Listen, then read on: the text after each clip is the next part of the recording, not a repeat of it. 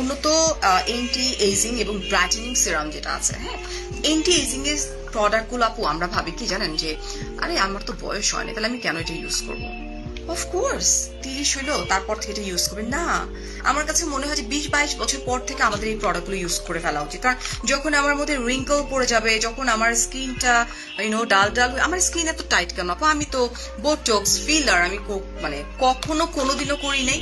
এই জন্য আমি এটা বলবো আপু যে আমাদের স্কিন যখন ঝুলে যাবে, চামড়া ঝুলে যাবে, আমরা যদি মনে করি যে না আমরা তখন থেকে স্কিন কেয়ার করবো, তা আমার কাছে মনে হয় 22-23 বছর থেকে একদম শুরু হয়ে যাওয়া উচিত, শুরু করা উচিত। এটা হচ্ছে আপু ইউফি ফেস সিরাম।